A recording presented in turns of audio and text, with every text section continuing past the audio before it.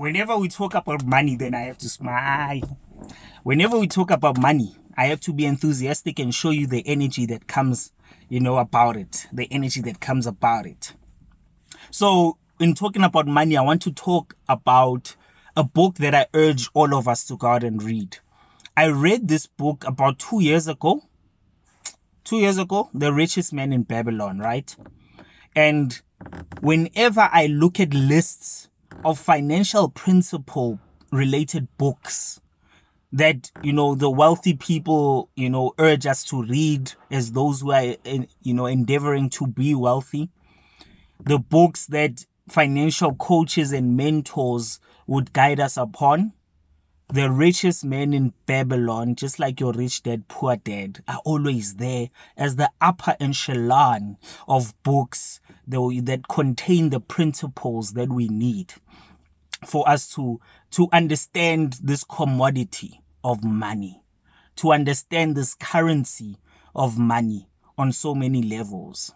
And so many levels because it touches not only on money per se, but principles on what money can do for you to actually make you come that much closer to being happy. There are numerous, sayings that come to say money can't make you happy. And then there are numerous rebuttals to it where people will say, well, I'll rather cry in a Ferrari, than cry in a whatever. Let me not offend anyone.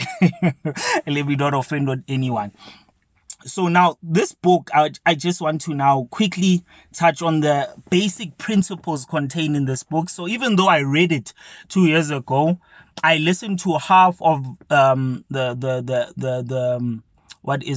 audiobook. I listened to half of the audiobook, then I'm going to complete the other half. But whilst it's still fresh in my mind, because I listened to it like 2 days ago, while it's still fresh in my mind, I'd say, the first principle that comes from that book is basically understand what money is all about.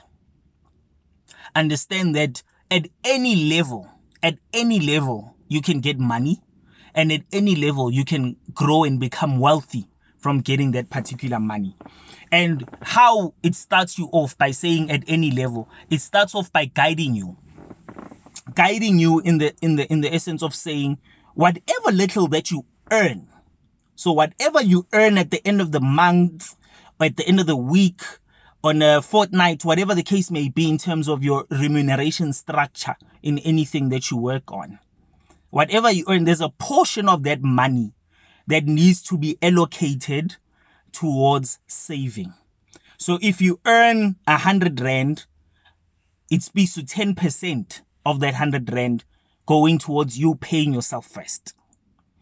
And you pay yourself first by saving. But it also adds to say, surprisingly, once you actually do that, you'll find that all the needs, your financial needs and your financial wants can be satisfied by 90%. By 90% of what you live with. Okay? Then the second principle that comes out of The Richest Man in Babylon speaks to actually building up those savings. After you've built up those savings, then consulting the right people. So people who are well informed around finances, so that your gold is able to have kids, which is gold, and then that gold being able to have more kids. So interest upon interest atop your capital that you have, right? So you find advice from the right people. After you've sought out that advice, so you can't ask a brick maker about jewelry. That's basically the example that comes from the book. So seek out a jeweler if you're going to invest in jewelry. Partner with a jeweler who has experience if you're going to, seek out wealth from that type of income stream. Then know when to invest. Then at that point in time, of course, you'll be guided by all the people that have the experience that you've sought out. They'll guide you as to when to invest and how much to invest in this particular income stream versus this particular income stream, right? And then the next principle from that is finding venture up a venture in terms of earning that particular income. So creating multiple income streams that will grow your kids further. Then that principle of interest upon interest, passive income, is, it's derived from that particular book as well. Then there are numerous other principles that are established from that book that speaks to the 7 ways to keep from a lean purse, or 7 laws of fat, 7 cures to a lean purse. Yes, that's how it's put. So in the meantime, seeing that I've only listened to half the audiobook and there's certain principles that I can't recall, and I don't want to basically quote the author from me being disingenuous, let me first listen to the entire book, then come up with a part 2 where I review this particular book in its totality.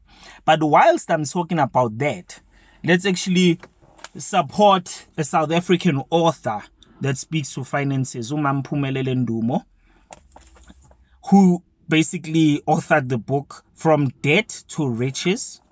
From Debt to Riches. She's a home loan specialist, so you'll find that a lot of it is linked to home loans and real estate and so on. But it's worth the read, particularly from a South African context, where she touches on debt. She touches on good debt versus bad debt. She touches on, the decisions that we make. She touches on interest rates.